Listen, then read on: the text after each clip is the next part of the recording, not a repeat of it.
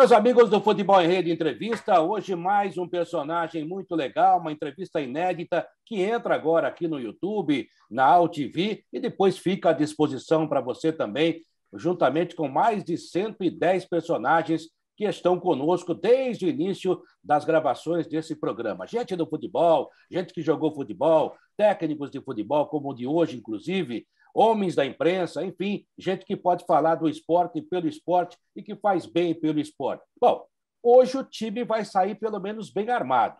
Vai depender de quem vai jogar, ou seja, eu, de mim e do Fábio Cerotti. Se a gente não cumprir as ordens, que técnico a gente tem, né, Cerotti? É verdade. Vocês já estão vendo na tela, esse moço bonito é o Cleiton Barbosa de Oliveira Lima. Ele é treinador de futebol, já foi jogador de futebol, e tem uma história muito interessante ligada à espionagem. Opa! Nós vamos conversar sobre isso também. É o Cleiton Lima. O Cleiton já trabalhou, inclusive, na cidade de Piracicaba. E como eu sou um cara justo, e Piracicaba me faz lembrar Luiz Carlos Quartarolo, eu vou deixar o Quartarolo fazer a primeira pergunta para o Cleiton por causa de Piracicaba. Pois não, Quartarolo? Poxa vida, Cerotti, fiquei emocionado. Minha bela cidade. Mas a verdade é que ele hoje é um cidadão do mundo, né? Ô, Cleiton, obrigado por aceitar nosso convite. É sempre um bom papo. Como costuma dizer o Fábio Cerotti, é mais do que uma entrevista, é um papo de amigos. A gente, inclusive nesse momento de pandemia, que felizmente parece que está acabando, mas a gente meio distante se reunia muito aqui nesse programa para jogar a conversa fora, para falar mal dos outros, para falar de futebol. Obrigado pela sua presença. A gente sabe da sua carreira, que é uma carreira vitoriosa, e esteja à disposição. O que você está fazendo da vida nesse momento? Sei que você andou aí, 15 de Piracicaba, o Santos B, né? Aliás, a coisa está feia lá no Santos, hein? Mas você vai contar melhor para a gente, né, Cleiton? Quartarolo, muito obrigado pelo convite. Fábio, muito a satisfação é toda minha em poder participar com dois personagens ícones aí do futebol nacional, como narrador, apresentador, comentarista. Eu sempre acompanhei vocês aí, eu como atuando como treinador, sempre ouvindo vocês nas rádios. Enfim, a alegria é muito grande aí em poder participar com vocês e falar de futebol, né, que sempre é uma satisfação. No momento, depois que iniciou a pandemia, eu estava atuando como treinador ainda em Chicago, nos Estados Unidos, no Chicago Soccer United, na cidade de Chicago. Na verdade, é uma parceria com o Chicago Fire, que disputa a MLS, só que eu estava com o time sub-23, então ele tem um codinome ali, justamente porque participa da segunda divisão, a USL, que não é a Major League Soccer, a segunda, e eu comandando o sub-23. Começou a pandemia e o começo da pandemia assustou todo, assusta até hoje, né? Mas o começo, principalmente, os Estados Unidos foi pego ali com um índice de mortalidade muito grande, de infecção muito grande. Eu estava com a minha família fora do Brasil e aí acabei voltando ao Brasil, rescindindo o contrato. E nesse momento atual, eu ainda estou sem clube e estou atuando aqui como secretário de esportes da cidade de Itanhaém, a qual eu sou morador há um bom tempo, nasci em Santos, mas minha família toda morou em Itanhaém. Então, nesse momento, eu estou atuando nesse posto aí como secretário de esportes, cuidando do esporte geral, mas, claro, com um carinho todo especial pelo futebol. E como você é de Piracicaba, eu tive ótima passagem lá no Quinzão. Quinzão é um time que faz parte assim da minha história, da minha carreira. Tive como auxiliar técnico do Sérgio Guedes também lá. A gente fez o Campeonato Paulista em 2013, o Campeonato Paulista da Série A1. O 15 de Piracicaba foi muito bem naquela ocasião, tivemos um bom rendimento. A equipe não classificou para a fase final, mas deixou uma boa impressão naquela competição e eu tenho um carinho muito especial pelo 15. Até hoje tem muitos amigos lá e torço pelo 15 por ter tido um acolhimento e uma passagem profissional muito bacana. Legal. Cleiton, você foi jogador de futebol, mas a gente conheceu você para valer em 1994. Você estava morando nos Estados Unidos e aí surgiu a história do espião. Eu conheço a história, mas eu gostaria que você contasse por que você foi conhecido como espião em 1994. Foi algo bem inusitado. Realmente, era um ano especial, um ano de Copa do Mundo, né? O Brasil, na verdade, estava há 24 anos sem uma conquista, então o povo brasileiro criando uma expectativa muito grande nessa Copa, apesar de ter sido bem conturbada a fase eliminatórias da Copa do Mundo, né? Aquele momento ali que o Brasil acabou quase não indo, aí o Parreira acabou chamando o Romário jogou contra o Uruguai, acabou carimbando o nosso passaporte, e foi uma competição pela primeira vez na história na América do Norte, Estados Unidos como anfitrião, e eu atuava como jogador nessa época do San Francisco United Soccer Club, primeira divisão dos Estados Unidos. Foi o primeiro ano que teve a Liga Profissional Norte-Americana, quando a FIFA chancelou a competição norte-americana.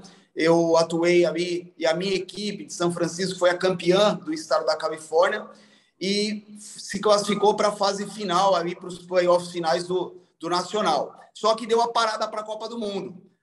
As equipes, seleções classificadas para a Copa começaram a chegar na América do Norte, e a equipe russa convidou a equipe do São Francisco United Soccer Club, que eu atuava como jogador, para fazer o sparring, a fase final de preparação ali para o início da Copa do Mundo. Logo a Rússia, olha que coisa, que foi o primeiro ano da independência da ex-União Soviética. A equipe russa era uma equipe bem qualificada, tinha jogadores que jogavam Champions League, na época era UEFA, né? E jogavam inclusive no Barcelona, no Real Madrid, o Kuznetsov, o Savenko, que foi artilheiro da Copa, Yuran, Radchenko, alguns eram parceiros até do Romário no Barcelona, e tinha um treinador que falava que na estreia, enfrentando o Brasil, ia surpreender a seleção do Parreira, porque ele fazia todos os treinamentos secretos, desde a fase de preparação inicial lá na Rússia, na União Soviética, até chegar nos Estados Unidos. Não era permitido nenhuma câmera, nenhum jornalista, nenhum cinegrafista poder fazer imagens dos treinos russos.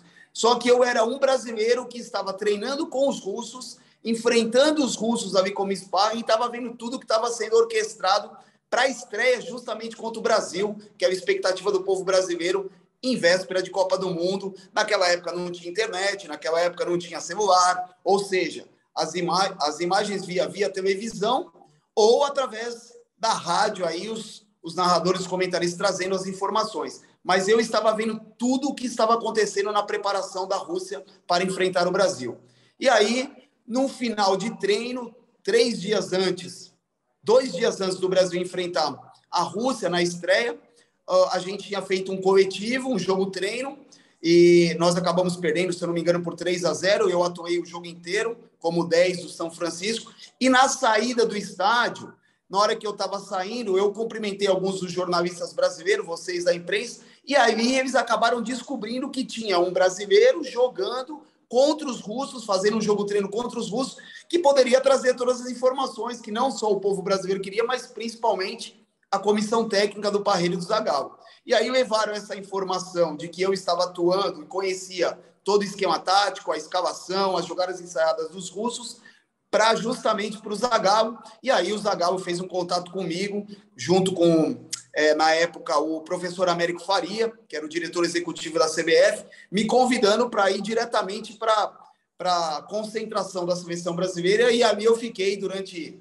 um dia todo, passei com eles, passei todos os relatórios, passei tudo que estava sendo planejado para a estreia do Brasil. Eu lembro assim, que naquele momento o Parreira ainda estava na dúvida, né, da escalação do Brasil, se começava com o Raiz, começava com o Mazinho, enfim, tinha todo esse cenário, e eu acho que aquela forma de eu ter passado as informações acabaram contribuindo para essa decisão final do Parreira e do Zagallo. E aí o Brasil, com todas as informações, com os relatórios que eu passei, eu acabei sendo intitulado como espião do Parreira naquela Copa do Mundo. Ele tinha 2 espiões oficiais, que era justamente o Júnior e o Jairzinho, os ex-2 jogadores da seleção brasileira, para observar a Suécia e o Camarões. Então eles já tinham viajado, já tinham feito todos os relatórios dessas 2 seleções, mas a Rússia era um mistério. A Rússia ninguém sabia nada, e o Parreira não tinha nenhum espião, porque não era permitido sequer ter condições de alguém entrar nos treinos russos, e eu estava tendo a oportunidade, de, como jogador ali, de observar tudo, e aí eu passei as informações, ganhei alguns mimos, ganhei os ingressos para poder assistir toda a Copa do Mundo, todos os jogos do Brasil no camarote. Acabei contribuindo aí, tendo uma relação muito próxima com esses profissionais, e o Brasil acabou estreando bem, ganhou de 2-0 e aí foi tetracampeão mundial. A história final vocês conhecem. Acabei ajudando aí a estreia do Brasil com o pé direito. Beleza de história, hein, Cleiton? Realmente a gente conhecia a história, mas não com tantos detalhes, né? Que realmente é uma coisa muito bonita. É o nosso 007, Serólio. Na verdade, é contra a Rússia, né? Aliás, os americanos adoram os russos, né? E a verdade é que esse negócio de treino secreto, né? Eu estava na Copa de 94 e costumo dizer, por exemplo, Cleiton, com todo o respeito, né? Que eu e o Vanderlei Nogueira trabalhamos mais que o Ronaldo Fenômeno, que na época ainda era Ronaldinho, né? Tinha o Ronaldão, que era o zagueiro, e tinha o Ronaldinho, jogador extraordinário, não precisa nem falar sobre ele. Mas ele foi o quinto reserva do ataque, tanto é que muita gente dizia, e o Zagallo uma vez me confirmou, que ele preferia ter levado o Evair, nada contra o Ronaldo. Claro, Ronaldo, a história do Ronaldo é maior que a do Evair, mas naquele momento o Evair era um batedor de falta, batedor de pênalti, jogava dentro da área, jogava fora da área, como um garçom, como um segundo atacante. Ele achava que podia mudar, inclusive, a maneira de jogar do Brasil se precisasse de um jogador como esse. Mas no fim deu tudo certo, ou seja, se dá certo não tem mais o que reclamar, né? Agora, é muito legal a sua história. Quando se falou do treinador da Rússia, eu me lembrei de uma outra história, que, se eu não estou enganado, a pronúncia não sei se é essa, é o Severin, né? O Severin, um negócio assim, né? O cara era chato. Aí Roberto Tomé, grande repórter brasileiro, numa das viagens da Rússia, a gente foi fazer a recepção, acho até que antes da estreia, né? Para fazer aquele outro lado. E eu estava lá, junto com o Tomé, mais algumas pessoas da imprensa brasileira, né? E esse cara não falava com ninguém realmente, mesmo nas entrevistas, era muito complicado. E através de um intérprete, o Tomé conseguiu chegar perto do cara. Falou assim, não, pelo amor de Deus, eu preciso de uma palavra do técnico adversário da Rússia, do Brasil, na estreia da Copa do Mundo, aquela coisa toda. Só uma palavra, por favor, uma palavrinha só. Aí o técnico falou assim, ok. Aí abriram a câmera, holofote. O Tomé pegou o microfone, eu vou pegar o celular como se fosse o microfone. Pegou, olhou para o técnico e falou assim, é Severin ou Severin? Ele falou, Severin. E foi embora. Uma palavra. E eu vou falar uma coisa. O Tomé queria matá-lo. E eu vou falar uma coisa para você, que eu nunca falei isso publicamente. Quando eles descobriram que eu tinha jogado, feito toda a preparação, era um brasileiro e que acabei sendo um espião, depois disso, eu não sei exatamente se partiu do treinador, do Severin, do Severino, ou do Pavan, enfim, mas a Confederação Russa mandou uma carta de protesto para o meu clube, para o meu presidente, pedindo o meu afastamento, porque eu tinha cometido alguma coisa antiética para eles, né? Principalmente nesse protocolo de não deixar ninguém entrar, de filmagem. Só que assim, eu não furei nada, eu estava como atleta. Eu só realmente fiz a minha função como atleta da minha equipe, jogando, treinando com os russos. Agora, na véspera, acabaram me descobrindo. Eu não provoquei isso, me descobriram e a comissão técnica me pediu as informações. Como eu tinha acabado o meu ciclo ali como atleta do São Francisco, eu era um brasileiro que poderia passar as informações para a comissão técnica, mas a minha equipe, o São Francisco United Soccer Club, acabou recebendo uma carta de protesto depois da Confederação Russa. Acho que pediram minha cabeça, só que eles esqueceram que eu era brasileiro, era o 10 do time, então o presidente gostava muito de mim e não aconteceu nada comigo. Ah, mas você não sabe o outro lado da história. Sim. Porque naquela época, um agente do KGB meio explosivo chamado Vladimir Putin andou atrás de você. Vai saber, pode acontecer. Ele acha que ele ainda não desistiu. Não sei se você percebeu, ele é um cara chato, ele vai até as últimas consequências. Então você se prepare, Itanhaém, que se prepare, porque a KGB ainda está atrás desse espião que bagunçou a Copa do Mundo de 94 com a União Soviética. Gostou dessa informação? Não, Deus me livre. Acho que agora, nesse momento, ele não está muito com o meu nome na cabeça, ele está mais preocupado com os ucranianos lá. Enfim, graças a Deus esqueceram um pouco de mim. Mas, se tratando de Vladimir Putin, né, a gente tem que ficar sempre atento mesmo. Eu estou no meu cantinho com a família, justamente voltei ao Brasil para ter paz e ter sossego. Beleza, aliás, você não escolheu muito bem, não. os seus inimigos. Mas a verdade é outra coisa, né, Cleiton? Você é treinador de futebol e foi jogador de futebol. Então você conhece futebol por dentro. E vou falar uma coisa aqui que talvez você concorde ou não, mas pelo menos é uma visão de quem está fora, né? Antes a imprensa brasileira, a própria seleção brasileira era totalmente aberta, né? A gente via treinamento, transmitia treinamento. Quantos treinamentos a gente não transmitiu na Rádio Jovem Pan, na Toca da Raposa, com o Tele, mesmo com o Zagallo depois? Era normal. E o futebol brasileiro ganhava muito, essa que é a verdade, né? Ou seja, eu quero dizer que não atrapalhava tanto. E esse negócio de ficar escondendo o time, é claro que tem que sempre ter uma coisinha a mais. Eu respeito isso. Mas não adiantou nada, né? Porque o time da Rússia tinha o Salenko, foi até um dos artilheiros da Copa, né? Foi bem no início, mas no geral, eles não tinham time para andar muito, não é?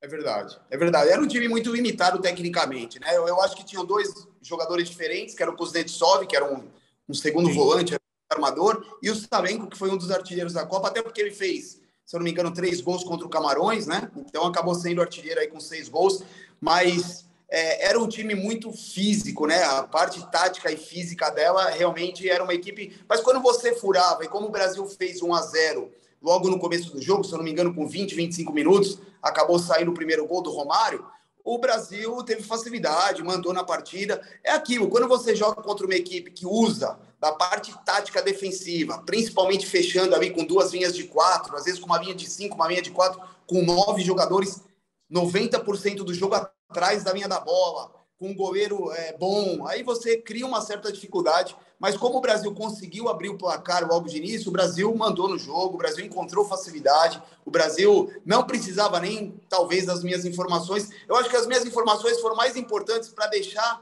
a comissão técnica brasileira mais tranquila e também ter uma decisão ali, porque eu lembro que, assim, no bastidor, o Zagallo, o Parreira, eles ainda tinham uma dúvida de como eles iam entrar, se eles entrariam com o Mazinho, se eles entrariam com o Raí. Isso eu me lembro que a conversa lá era muito aberta, até a gente falou sobre isso, e eu falei que o time poderia jogar principalmente furando essa linha, porque o Raí estava num momento com a seleção não muito bom, mas ele tem aquela característica de enfiada de bola, procurando o Bebeto e o Romário na frente. Eu vi uma condição criando muito mais dificuldade para a defesa e para os volantes russos do que jogando com uma mobilidade menor ali e um pouco mais posicionado, né, com o Mazinho. Mas, assim, o Brasil acabou jogando, literalmente encontrou facilidade, e como você falou, Quartarolo, os russos era aquele futebol força, aquele futebol físico, aquele futebol com muita bola aérea, com muita retranca, e, claro, explorando o Salenko na frente, que era um jogador que, quando a bola sobrava, ele sabia guardar. Mas não ia fazer muita diferença. É que quando é estreia, né, Quartarolo? Você sabe muito mais que venceu diversas Copas do Mundo. Estreia sempre estreia. O Brasil, qualquer seleção do mundo, e a responsabilidade do Brasil numa estreia de Copa do Mundo, onde o mundo todo espera o Brasil estrear, sempre causa uma ansiedade muito grande. E os russos, trancando todos os treinos, não passando informações. Os jogadores brasileiros naquela época não tinham informações, né? Era uma costura ali de poucas informações, não tinha. Eram vocês que traziam as informações, né? E como vocês não estavam podendo ver os russos, eu consegui transmitir isso, mas a estreia numa Copa do Mundo é uma pressão muito... Eu sei porque eu fui treinador da seleção brasileira de futebol feminino, fiz 2 Copas do Mundo com a seleção feminina, e mesmo estreando contra adversários mais fracos numa Copa do Mundo, levando um pouquinho para o meu lado como treinador, causa uma ansiedade muito grande, realmente uma pressão enorme, e graças a Deus deu tudo certo, o Brasil foi tetracampeão, já somos penta, e se Deus quiser, esse ano seremos hexa. Esse é o cara que ajudou o Brasil a derrotar a Rússia, um centroavante fora de campo, um meia fora de campo. Ô, Cerote, você sabe que esse negócio aí é assim, né? É até tirar o selinho. Depois que tira o selinho, tudo bem. Faz tempo que você tirou o selinho, né, Cerote? Mas vamos falar também da carreira dele, que ele também foi treinador do Sub-23 aí do Santos, treinou jogadores no Santos como o Robinho, como o Diego, como o Paulo Almeida, que foi um grande ídolo do Quartarolo. Tudo isso a gente vai falar. Mas eu tenho uma curiosidade. Você conviveu com 2 personagens que eu adoro muito. O Zagallo, que é um cara maravilhoso, acho que no futebol um dos caras mais sensíveis é o Zagallo. E o outro, Parreira, que também é um cara maravilhoso, mas o Parreira é mais centrado. Ele é mais preocupado com detalhes. O Zagallo nem tanto, é mais intuitivo. Então, eu fico imaginando o Zagallo conversando com o Parreira quando soube de você. Parreira, o espião Rússia tem 13 letras. Vamos trazer o cara. E o Parreira deve ter falado assim, mas será que ele sabe tudo da Rússia? Eu queria que você contasse para a gente como foi o papo. O Zagallo deve ter chegado assim para convencer você, falou, ó, sabe, eu estou aqui com as entradas para os jogos da Copa do Mundo no camarote. Porque eu duvido que o Parreira fez essa oferta. Como que foi o papo com esses personagens, Cleiton? Sim, foi muito bacana, porque, na verdade, como eu te falei, a informação acabou saindo de vocês, os teus amigos da imprensa, para a própria comissão técnica. E quem me buscou, na verdade, foi o professor Américo Faria, na época, perguntando se eu poderia bater um papo com a nossa comissão técnica, passando um pouquinho das informações. E, claro, já veio com alguns mimos também, né? Já veio com esses presentes. Ah, o que é impossível, Américo Faria. Pode ter certeza. E o Zagallo foi quem mais me ouviu realmente. Você falou tudo, Fábio. Você conhece muito bem esses dois personagens. O Zagallo foi quem conversou comigo, quem ficou ali batendo papo ali comigo na concentração, fez várias anotações. Eu não me lembro agora, tinha um outro auxiliar na época, não sei se era um preparador físico também, que anotou muitas coisas lá dos russos, da parte, principalmente das saídas de bola, das jogadas ensaiadas, as jogadas de bolas paradas, né? Que eles têm, principalmente com essa característica da bola aérea no segundo pau, com a entrada dos zagueiros, fazendo X. Então, assim, a gente conseguiu transmitir. Foi um papo, assim, até bem informal, mas com uma certa formalidade, porque eles estavam anotando tudo no papel e caneta. Naquela época não era computador, não. Era no papel e caneta, na cadernetinha mesmo, ali do Zagallo. Foi tudo ali, item por item, na parte de transição, de como eles compactavam, se realmente atacavam com os laterais, se os laterais eram mais defensores, enfim. Foi esse papo bem bacana. O Zagallo muito mais contundente ali nas perguntas. O Parreira participou, claro, mas o papo maior mesmo foi com o Zagallo, com o professor Américo e também com essa outra auxiliar. Mas foi bem bacana, você matou a charada, espião brasileiro contra os russos, 13 letras, vamos para cima e vamos começar o caminho para o Tetra. Beleza. O Cleiton, você dirigiu e com muita qualidade e com muita vitória, né? É um vitorioso, a seleção feminina e você também é um homem que trabalha com futebol masculino. Muito se discutiu, através dos tempos, né? O futebol sempre foi olhado mais pelo lado do homem, muito machista, inclusive. As coisas estão mudando. Eu acho que o futebol feminino tem que evoluir muito ainda, tem que ter gente como você para ajudar, outras pessoas, muitos já atrapalharam demais essas meninas, né? Há um manancial incrível a ser explorado no Brasil, né? Inclusive não só no segmento futebol feminino, futebol masculino, como em outros esportes. A cada Olimpíada, a imprensa parece que repete histórias com nomes diferentes de pessoas que lutam sozinhas para conseguir medalhas para o Brasil, e assim que acaba a Olimpíada, ninguém quer saber mais delas, nem o anunciante, nem a imprensa, culpa nossa também, que a gente só fala de futebol masculino, né? E eu queria saber como é que é essas empreitadas, porque deve ser muito mais difícil do que, vamos dizer, trabalhar no profissional masculino. Que mal ou bem o cara está ali na mídia, tem mais espaço, é mais comentado, tudo que ele faz, se ele ganha, tem mais repercussão, se ele perde também, é claro, tem repercussão, mas o futebol feminino tem um espaço, e isso aqui não é pejorativo, não, é verdadeiro, é mínimo espaço que se dá ao futebol feminino. Está melhorando? Tá, mas no Brasil ainda não está nem engatinhando, está se arrastando. E a gente não consegue entender muito isso. Sim. Na verdade, assim, a minha carreira acabou sendo despontada através do futebol feminino. Quando eu comecei com esse trabalho com as meninas, o meu primeiro contato com o futebol feminino foi exatamente com o futebol norte-americano. A minha equipe, que eu jogava o San Francisco United Soccer Club, tinha versão profissional feminina. Enquanto nós colocávamos ali 10 mil, 12 mil pessoas no estádio, o time feminino colocava 18, 20. É uma questão cultural. Nos Estados Unidos, o soccer, o futebol, era mais praticado pelas mulheres do que para os homens, né? Eu vivenciei isso. E esse meu primeiro contato foi quando eu cheguei lá, eu falei, meu Deus do céu, aqui o futebol feminino tem mais valor do que o masculino, é o inverso do que a gente vive no Brasil. E eu entendi que era um processo cultural. Lá, um pai dá para o seu filho uma bola de futebol americano, a oval mesmo, uma bola de beisebol, uma luva de beisebol, uma bola de basquete. E a mãe dá para a filha uma bola de futebol e uma chuteira, porque ela jogou futebol no high school, na universidade, e aí algumas seguiram carreira. Então, é um processo de uma cultura totalmente diferente do que a gente desenvolve no Brasil. Aqui, a gente é considerado o país do futebol, mas é o país do futebol dos homens mesmo, né? As mulheres sempre tiveram pouco espaço, temos progredido, ainda com pequenos sobressaltos, mas está muito aquém. Nos Estados Unidos, hoje, a gente tem 5 milhões de mulheres que praticam futebol. No Brasil, a gente não tem 150 mil. Né? Então, a dificuldade de se fazer futebol feminino no Brasil, ainda assim, com as quebras de preconceito, dos tabus, enfim, de toda essas situações que desaceleram o progresso, ainda é difícil porque faz parte de uma cultura de uma nação. Né? O Brasil ainda não entendeu que o futebol ele pode ser jogado para homens e para mulheres em direitos iguais. E isso é muito difícil, né? É muito complicado você mudar uma cultura.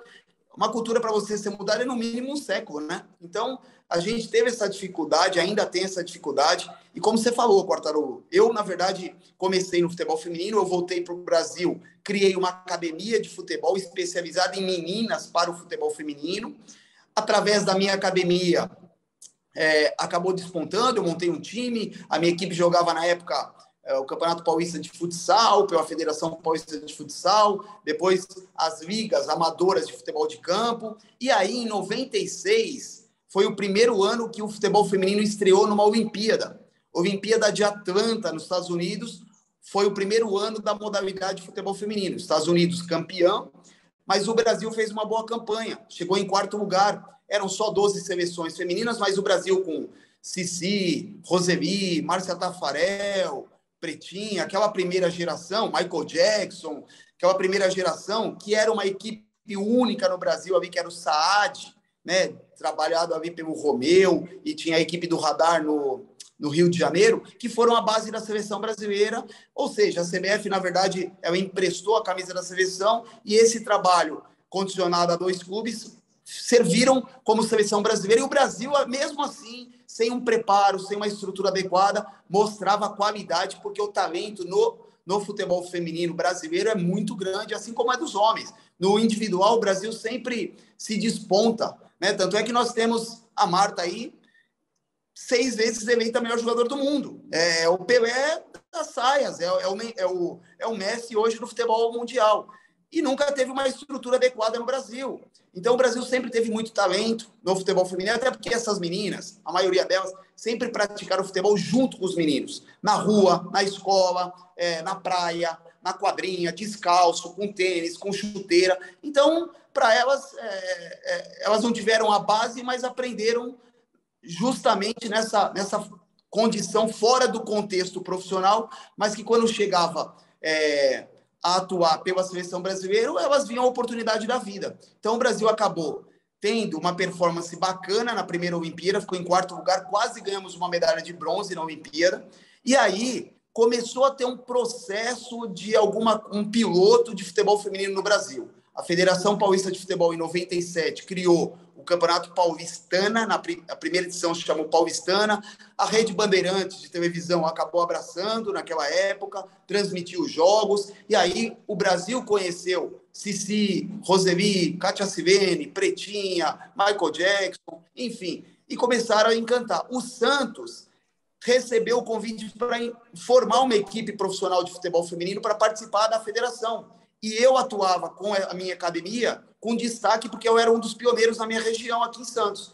E aí eu acabei sendo convidado para dirigir e montar essa equipe feminina, que aí eu fiquei de 97, olha só, de 97 até 2010 trabalhando com futebol feminino no Santos. Montei o projeto todo, virou Sereias da Vila, aí vocês conhecem a história, a gente profissionalizou o departamento, foi tricampeão brasileiro, bicampeão da Copa do Brasil, tricampeão paulista, bicampeão da Libertadores. Fizemos um trabalho ali, na época, o Marcelo Teixeira, o Modesto Roma eram presidente, diretores, deu uma estrutura, deu uma retaguarda grande, e o futebol feminino do Santos acabou se desenvolvendo e contribuiu para o progresso do futebol feminino brasileiro em si. Então, a gente deixou um legado muito grande. Eu acabei saindo do feminino justamente porque minha carreira trilhou nesse espaço de tempo aí, montando do zero um projeto até chegar à seleção brasileira, onde eu fui treinador durante 4 anos da seleção principal, 1 ano da seleção sub-20, disputei 2 Copas do Mundo, Pan-Americano, Sul-Americano, Copa América, e aí eu vi que minha carreira chegou no topo e eu precisava descortinar alguma coisa a mais.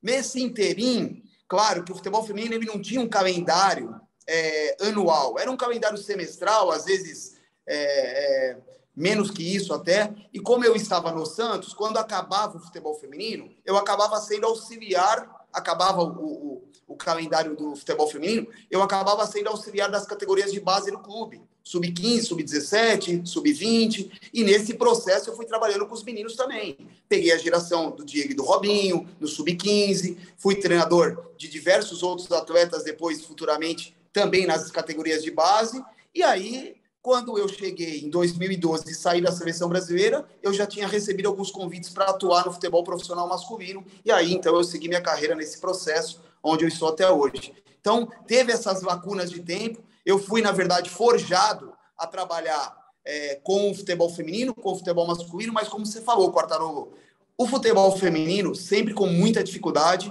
e no futebol masculino com todas as regalias que a gente podia ter. Eu, no futebol feminino, eu tinha que fazer tudo. No começo de carreira, eu era treinador, preparador físico, auxiliar, massagista, não tinha um departamento.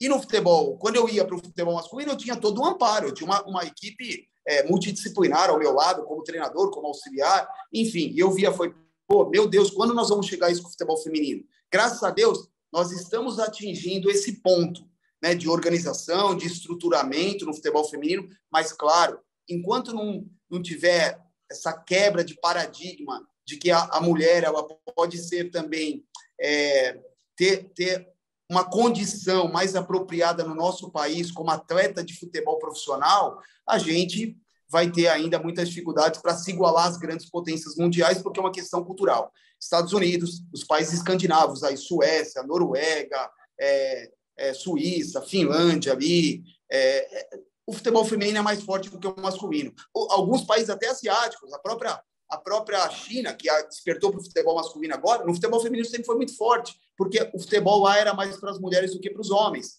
Né? A Coreia, mesma coisa. Então, a gente sempre enfrentou dificuldade. E, graças a Deus, hoje a FIFA está dando uma condição de, não igualitária, mas de desenvolvimento muito maior, né, para o futebol feminino, e isso chegou também no nosso país. Eu acho que o Santos foi as Sereias da Vila, o projeto Sereias da Vila, foi um dos responsáveis por esse fenômeno do futebol feminino brasileiro, de ter esse momento de desenvolvimento, de ter uma abertura maior, do Santos ter trazido as Libertadores para cá, a primeira e a segunda edição, foi campeão, e aí as grandes emissoras começaram a transmitir, e aí a gente acabou conquistando um espaço maior aí para o futebol feminino. Mas se você perguntar para mim, o que é mais fácil? Ser treinador do futebol feminino ou do masculino no nosso país? Sem dúvida alguma, do futebol masculino. Sem dúvida alguma. Além do lado emocional, além do lado emotivo que a gente tem, e a gente, como treinador de futebol feminino, você tem que ser aquele treinador específico da mulher. Você tem que ter a cabeça quase feminada. Você tem que conhecer o organismo da menina, você tem que saber, elas têm as particularidades, elas se associam muito mais, as dificuldades delas, não tiveram base atlética para isso, então você tem que cuidar como um pai ali, como fisiologista, como preparador físico, com a cabeça ali mesmo de poder entrar dentro desse universo e poder ajudar a desenvolver um atleta que nunca tinha jogado num estádio no Brasil. De repente, ela é atleta da seleção brasileira e vai jogar uma Copa do Mundo, uma Olimpíada para 50 mil pessoas no estádio, 80 câmeras em cima dela, e elas representando o Brasil, pentacampeão do mundo, e aqui no Brasil ela é uma anônima, ela vai no supermercado e ninguém sabe quem é. Né? Então, tem todo esse universo aí de diferença. Tem muita coisa a ser explorada nesse sentido, Cleiton. A gente sabe, futebol não é um esporte de gênero. Futebol é um esporte, não tem nada a ver com o gênero. Mas nós vivemos numa sociedade machista, não é questão cultural também nesse aspecto. E aí eu tenho algumas curiosidades bem diferentes daquelas que são tradicionais. Porque você sabe que preconceito existe de várias formas. Você, um cara que resolve montar uma academia para futebol feminino na cidade de Santos. Eu queria que você falasse como que a sociedade reagia a isso. Devia olhar para você e falar, esse cara aí, sei lá, qual a intenção dele, porque isso é uma sociedade machista. Você passou por esse tipo de preconceito, Cleiton? Sim, sem dúvida alguma, Fábio. A gente passou, principalmente nesse começo, nesse início, mas como eu já vim com essa mentalidade do futebol norte-americano, eu já tinha um modelo de como poder sobreviver a isso. E eu já tinha uma missão realmente. Eu creio que o futebol feminino entrou na minha vida como uma missão dada por Deus mesmo, porque eu jamais sonhava em ser treinador, muito menos treinador de futebol feminino, né? Mas isso acabou despertando em mim.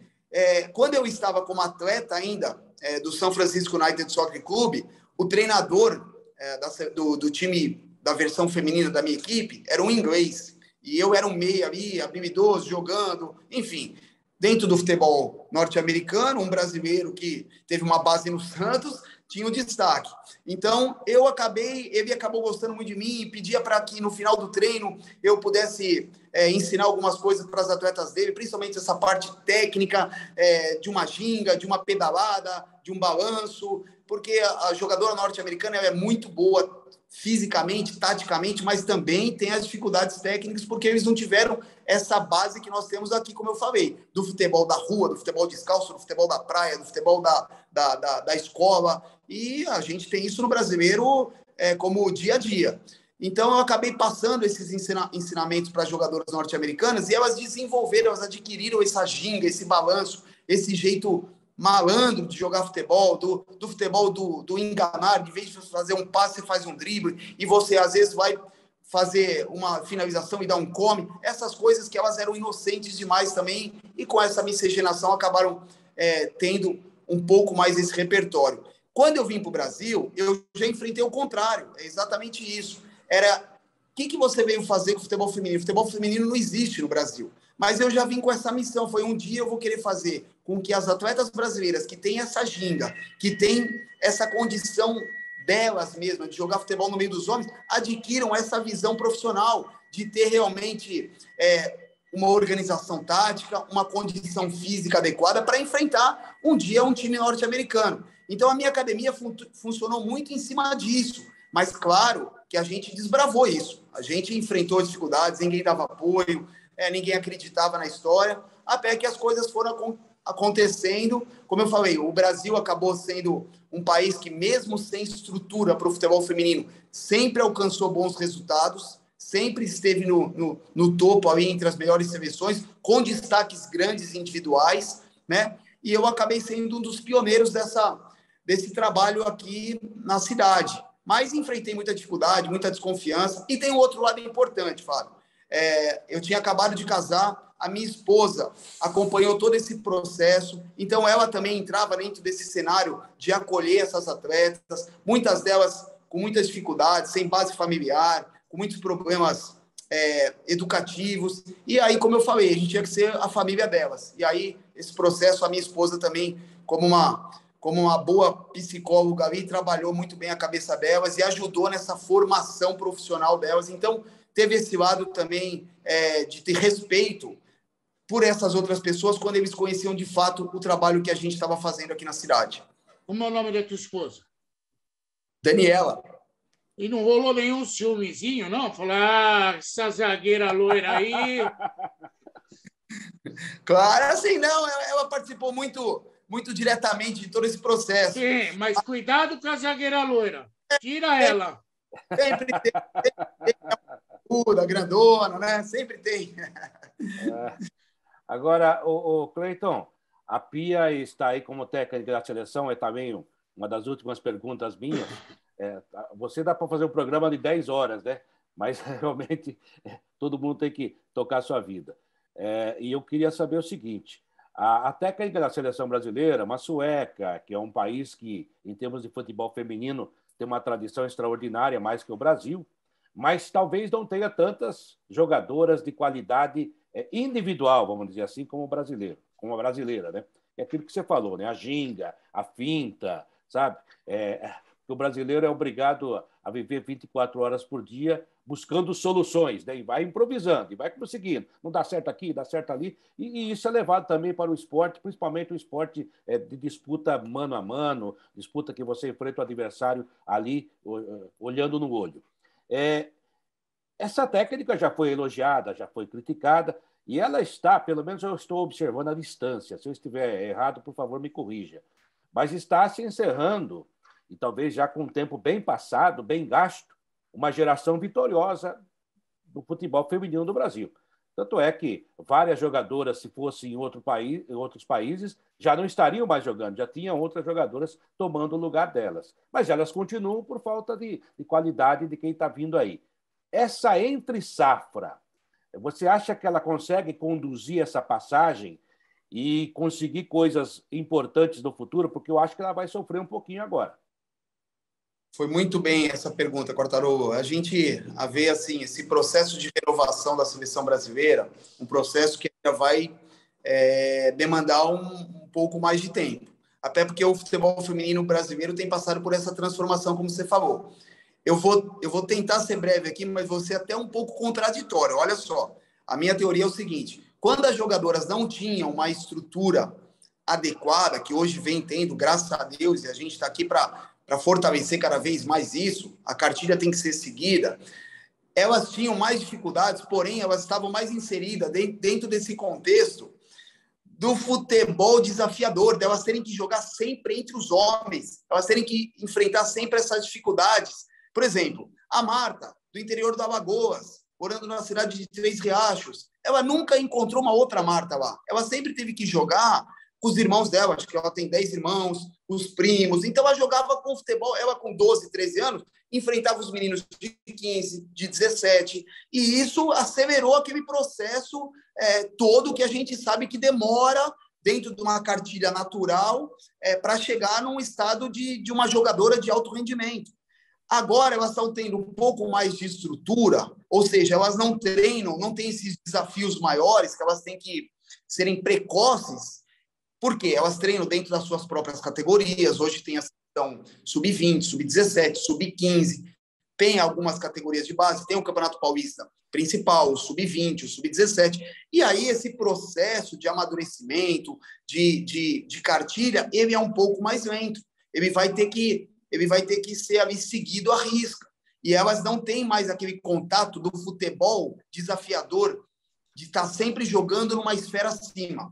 Claro que nem todas vão sobreviver a essa esfera acima, mas você tira menos quantidade e um pouco mais de qualidade. Agora você está tendo um pouco mais de quantidade com um pouquinho menos qualidade para esse momento de fazer essa renovação. Nós não temos aqui, com toda honestidade, uma jogadora para hoje ser a sucessora da Marta, para ser a sucessora da Formiga. Formiga jogou até 42 anos de idade, 41 anos de idade. Jogou 7 Copas do Mundo, 7 Olimpíadas, se não me engano, 7 Copas do Mundo. Ou seja, a Marta está num final de carreira, mas ela vai ter que sobreviver ainda, porque o Brasil ainda depende dela, assim como a própria Cristiane. Eu acho que, claro, a Pia tem a filosofia dela, acabou já deixando a Cristiane de fora da Copa do Mundo, da última Olimpíada, mas eu ainda vi um espaço, porque a Cristiane dentro da área é uma jogadora aí com seus 35 anos que ainda faz muita diferença. Você pega uma jogadora norte-americana marcando a Cristiane, é uma coisa. Marcando essas jogadoras mais novas, nessa inter-safra aí, o respeito é menor. A Cristiane é a maior artilheira das Olimpíadas, maior artilheira contabilizando homens e mulheres. Então, assim, o Brasil vai sofrer ainda um pouquinho com esse processo. E a Pia, ela veio para continuar esse processo de renovação. Quando eu estava como treinador da seleção, a gente já começou esse processo. Algumas outras jogadoras menos conhecidas, que já estavam alcançando ali acima dos 35 anos, a gente já começou a deixar um pouquinho para trás, mas a gente continuou, principalmente com essa espinha dorsal. Eu digo espinha dorsal ali de algumas jogadoras que eram fundamentais. A Vini Pellegrino, a Formiga, a Cristiane, a Marta, não dava para me renovar, porque eu não tinha peça ainda para essa renovação. mas a gente inseriu algumas outras jogadoras na seleção, que hoje são protagonistas. Né? Hoje a gente tem a Bebinha, que é a maior artilheira da história da passagem da Pia na seleção. A primeira convocação dela foi comigo, com 19 anos, 18 anos para a seleção principal. Era uma anônima, desconhecida. Né? A própria Rafael, que está hoje como a melhor zagueira, uma das melhores zagueiras do mundo, começou nesse processo de transição com a gente. Com 16, 17, 18 anos, estava indo para a seleção adulta principal, porque eu já via a necessidade de começar esse processo de transição. E a Pia está dando continuidade a esse processo. Vai ter mais dificuldade, porque está chegando na hora dela pegar exatamente as figurinhas carimbadas e aí encontrar uma outra jogadora para substituir. Mas eu digo para você, esse processo não é curto, não. Ele ainda vai demandar um período aí maior. Você é um especialista.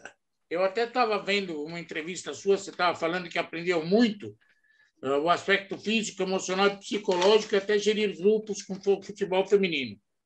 E aí a minha última pergunta, você também trabalha com masculino, o que é pior no futebol? O ciúme do homem ou o ciúme da mulher? Olha, eu vou ser sincero. Você não esperava por essa, hein? Foi pergunta do Vladimir Putin, da KGB. Você também é especialista, viu? Você também é especialista. Está indo no cerne das perguntas aí. Esse processo do lado emocional, trabalhar com o futebol profissional masculino é mais fácil.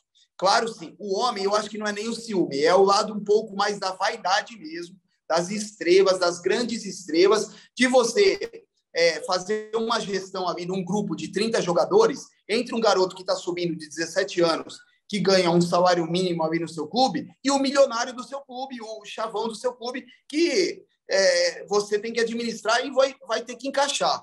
Então, esse lado um pouquinho da vaidade, num vestiário, no masculino é um pouco mais difícil. No feminino é o lado emotivo mesmo, dos ciúmes. Até porque ela se associa um pouquinho mais.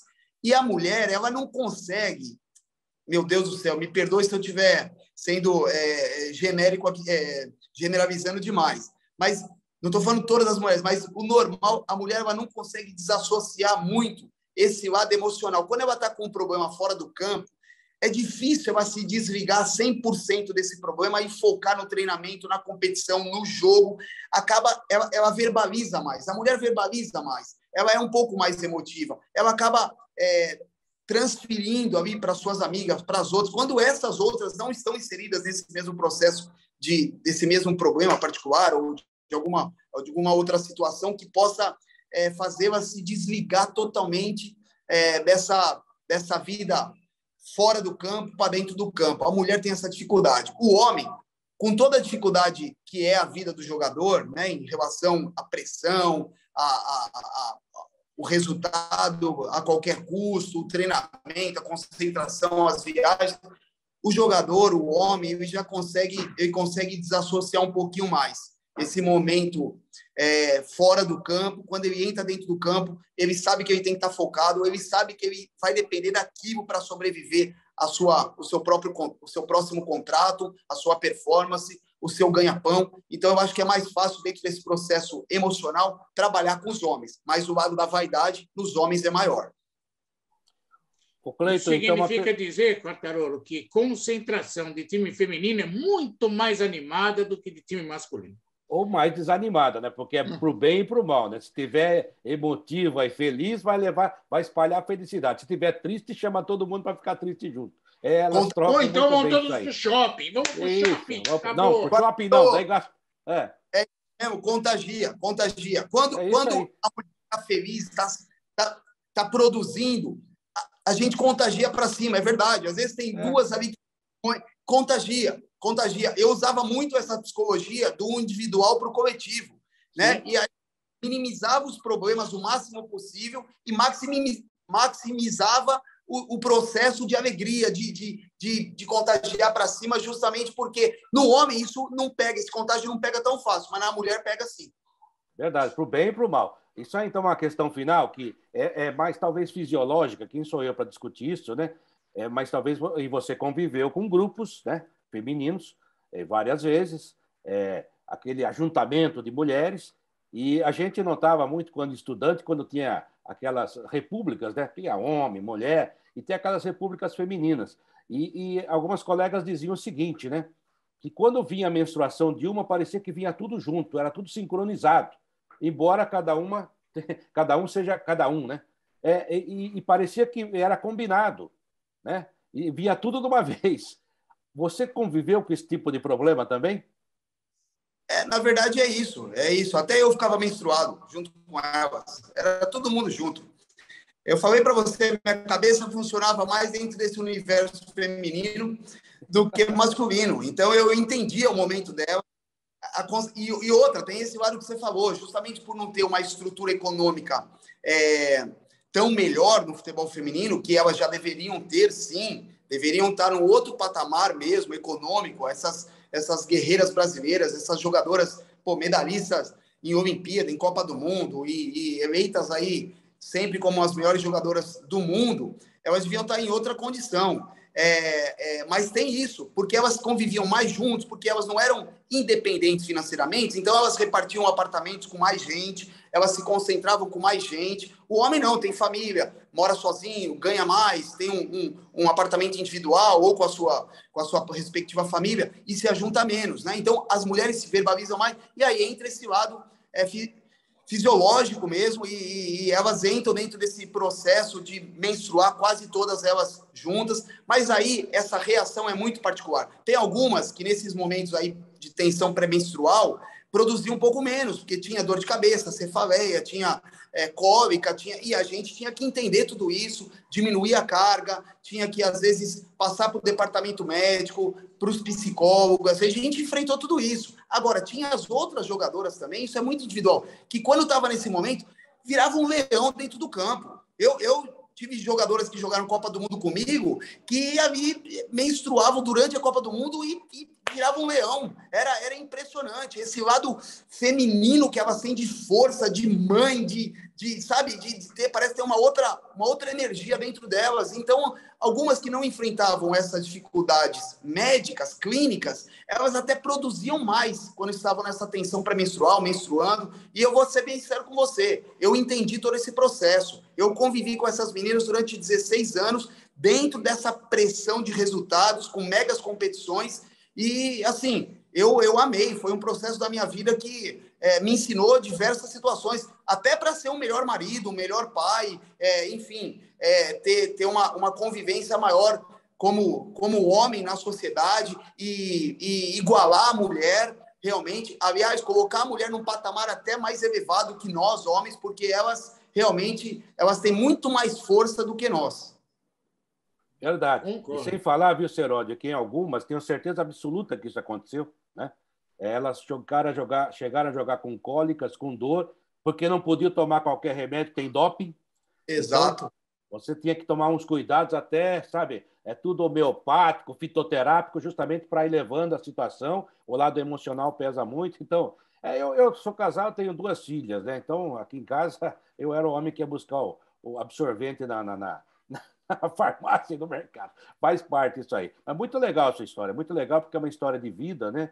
E você falou uma coisa certa, você olha uma mãe com 3 filhos para pegar o ônibus.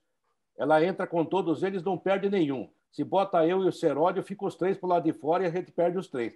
Mulher tem essas coisas que são fantásticas, né? Seródio, vamos dar um abraço do Cleiton Lima, que, olha, foi uma matéria maravilhosa, uma matéria humana, né? Aquilo que a gente vem fazendo aqui, né? Eu vou falar para você, não é à toa que a Globo está preocupada com a gente, viu, Seródio? Mas tudo bem. Tá vendo? A gente descobriu um espião com 13 letras que acabou dando uma aula de vida para todos nós aqui, falando sobre futebol feminino. Cleiton, um beijo no seu coração, muito obrigado por atender a gente. A gente fica honrado com a tua presença e torce para que você continue o seu trabalho de Hércules entre o mundo feminino. Um beijo, viu?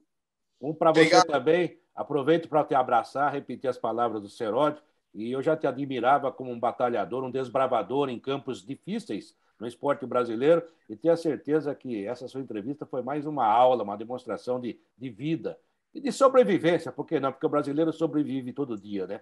Puxa, muito legal, viu, Cleiton? Obrigado mesmo. Eu que agradeço, Serovi, eu agradeço, Quartarolo. Pô, vocês são ícones aí do cronistas do futebol brasileiro, sempre acompanhei vocês, o trabalho de vocês. É uma satisfação poder falar, poder passar essas memórias que nós temos aí dentro dessa lição de vida que é o futebol, né? Com vários segmentos diferentes, no futebol de base, no futebol feminino, no futebol masculino, mega competições, futebol brasileiro, futebol internacional, e estou sempre à disposição. Qualquer hora a gente vai se encontrar novamente, estou aberto aí, batemos um papo sobre o Sub-23 do Santos, os jogadores ali que acabaram subindo, enfim, tem uma identificação muito grande, porque trabalhei durante 16 anos no Santos Futebol Clube, né?